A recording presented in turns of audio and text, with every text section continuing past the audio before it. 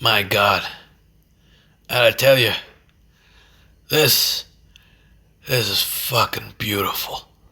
For today, in the name of freedom, we take the battle to them.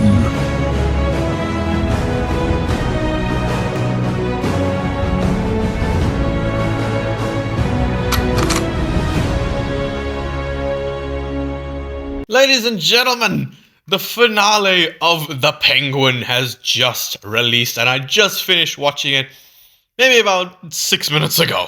Holy shit. From episode 1, I have been praising this show, and I've deliberately not made a video on this show because I have seen it with Marvel, where you get an awesome show, and then they screw it up at the end. Looking at you, Secret Invasion. I'm looking at you. I was like, Secret Invasion, this is already the best MCU show. There's no comparison. But then the finale happened and it just went right to the bottom. Even below She-Hulk, if I'm being honest with you. But could DC do better? Oh boy, did they do better.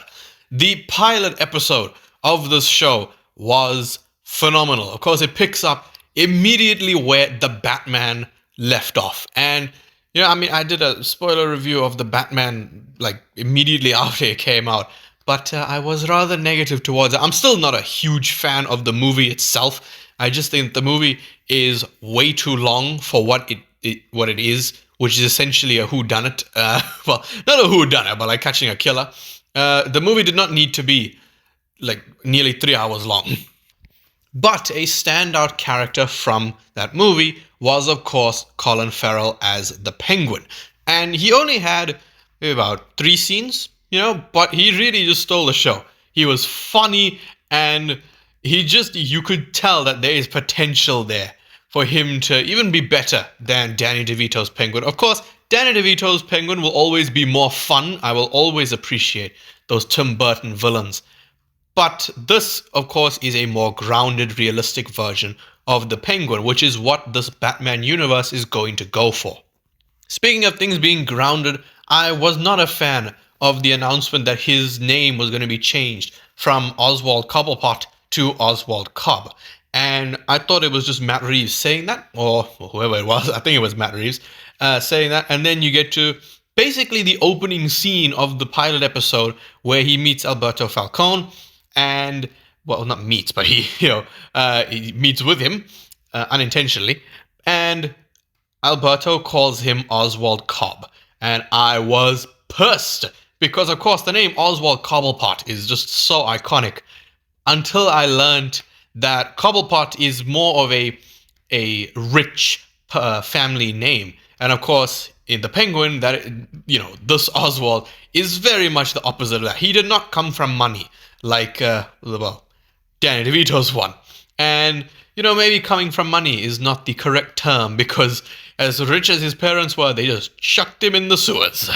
But just some standouts about the show that obviously I have to point out. First of all, of course, this is carrying over from the Batman, but the cinematography is beautiful. It's amazing.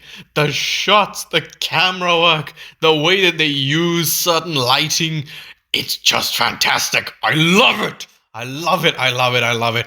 And on top of that, the music. Oh my God. There was not a single bad song choice or just the score. I never went, oh, that's questionable. No, every single bit was absolutely phenomenal. As far as some of the side characters, of course, you had the Penguin who, yes, even though he is the protagonist, of course, they do remind you in little bits and pieces, mainly in the latter half of the season, that this guy is a villain, that you are meant to hate him. But come on, man, it's hard to hate him when he's so fucking funny. But on top of that, you have honestly, if I'm being honest with you, fucking hell, if I'm being honest, probably the best character in this entire universe so far with Sophia Falcone.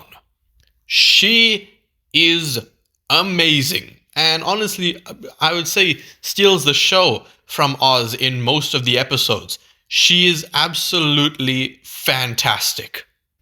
The way that they made her seem kind of like just a flat out psycho in the first episode, but then, especially in, I believe it was episode 4, which was the Arkham episode, you get slight little tidbits and everything about her actual backstory. And you realize that she's actually a really tragic character. And really, if it wasn't for a bloody, what was his name? Merlin. I think it's Merlin from Kingsman, Mark Strong. If it wasn't for him, who just said, yeah, you know what? Yeah, you're going into Arkham. And that entire episode was, if I'm being honest with you, probably maybe the best of the entire show.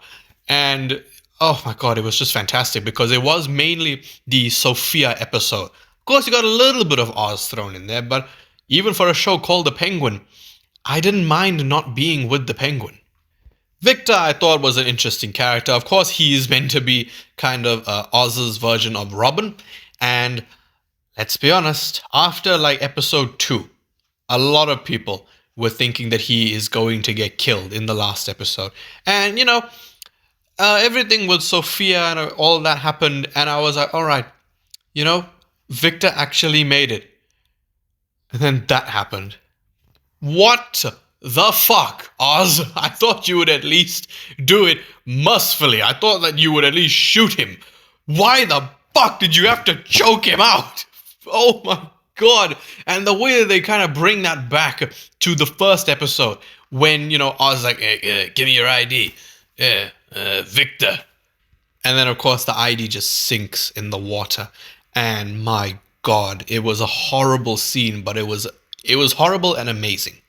But arguably the best thing about the show, of course, we had so many good things. We had all the actors that we had. Yeah, we had Clancy Brown as friggin' Salvatore Maroni, who, fantastic. I really, really enjoyed his character. We had the actors, we had the cinematography, the music, the directing, all of this, the acting.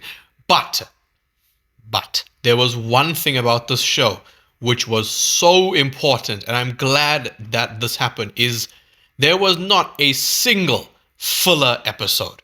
There's usually, especially with comic book shows, yes, I'm still referencing Marvel, because we are in the show stage of the MCU, where they go, yeah, movies, you can just get shoved to the side. Shows, yeah, this is where our focus is going. Marvel shows tend to have at least one episode where it's just filler, and then like one thing happens at the end. You know, that's basically it. Here, not a single thing was filler, and that was amazing. And I was also never bored at any point in the show. And I am someone who doesn't even watch a lot of shows. Movies is my thing. I've watched 83 movies this year. As far as shows go, this is the only... Actually, no. This and Only Murders in the Building are the only shows I've watched this year. But my God, this show was so good. I also have to just praise the writers because the dialogue was so good. You know, it was like that perfect balance of, I know a lot of people kind of make fun of The Dark Knight because it feels like everyone is just trying to be Shakespeare with these, you know, these sayings that they just spit out, which, you know, normal people won't talk like that. But who cares? It's an awesome movie. It's kind of like the perfect balance of that and how normal people would talk. It's really, really good with the analogies, the metaphors, all of this. It's just amazing. But let's just get to the ending of the show. And, you know, of course, as I said, Victor got killed.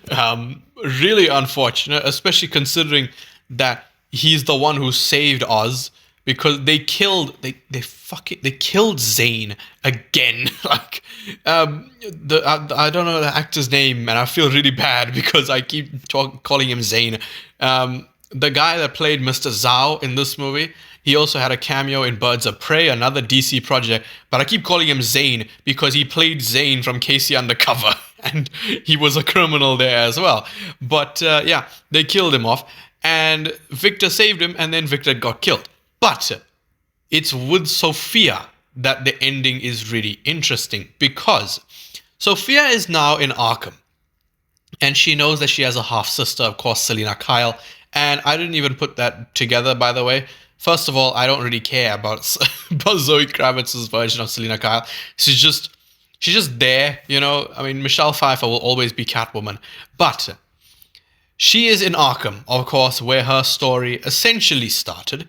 And now this is setting up something extremely crucial for the future of this universe, and that is the villains that we have in Arkham.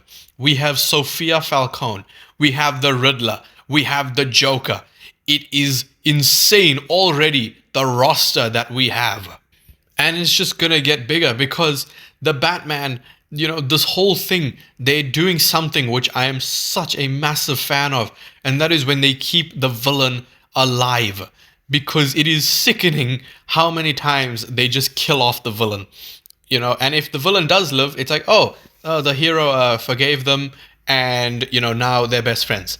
Here, they just arrested her. They put her in Arkham. It's a fantastic ending.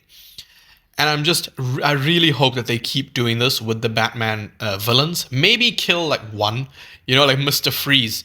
I am really interested to see if they're going to kill him or not, because of course he is something beyond just a crime boss.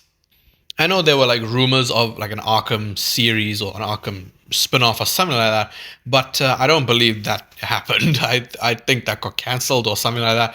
But it's for the Batman movies, which I'm really interested in, because what are we going to have for this next Batman movie?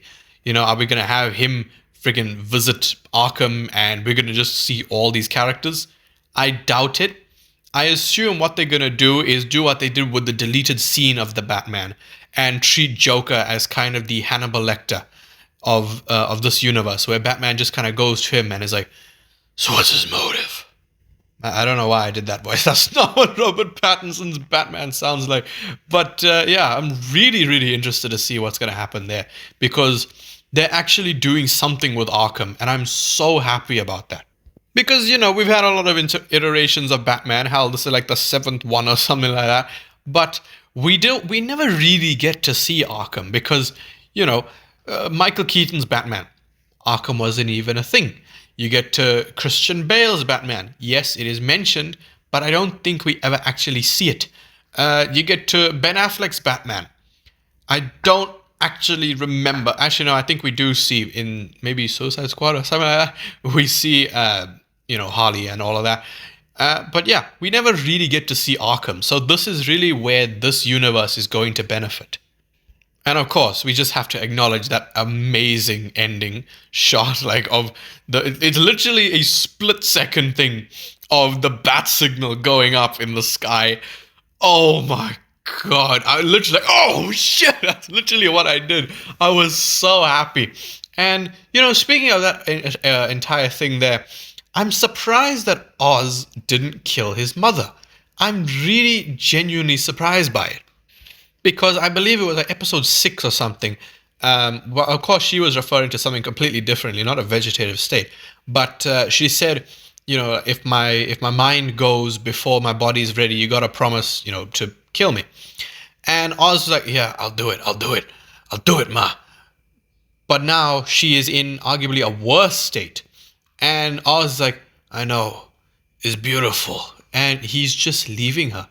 And I think that just adds on to the message of the episode, is that Oz doesn't care about anybody. He may act like it. He acts like he cares about his mother. He acts like he'll do anything for her. But she asked him to kill her if something like this happens. And he's keeping her alive. And I think that is beyond fucked up. And on top of that, you have him making Eve roleplay as his mother to tell him that she's proud of him. That is some Homelander level of desperateness. It's bad. It's really, really bad. And I'm surprised that, I'm surprised that he didn't kill her. But yeah, man, overall, I give the show a 10 out of 10. I'd say that it was perfect. It didn't feel too much like it was just kind of riding off of the Batman and that's success. Because really, if you just tell someone that, there was a terrorist who flooded the city, they can easily watch The Penguin. There's no Batman connections here that would kind of influence your viewing of the show. You could easily give this to somebody who hasn't seen the Batman, and they would enjoy it. And I think that's what these shows are missing, is being able to stand by themselves. And that's why this is easily the best comic book show, I think, since Daredevil. And granted, it is unfair to compare this to Daredevil because this is only 8 episodes. Daredevil had like 3 seasons, and I don't even know how many episodes were in one season. But yeah, this, holy shit, man. I mean, this goes without saying. I think that this is a million times better than the Batman. Like, if you ask me to rewatch either the Batman or the Penguin, I'm rewatching the Penguin. I'm sorry, but yeah, this was just an amazing show. It's been a fantastic 8 weeks, and you know, now my life is kind of empty because there's no Penguin on Mondays just to fill that void. But yeah, please just let me know your thoughts on the Penguin down in the comment section below. And yeah, out of 10, what do you give this show?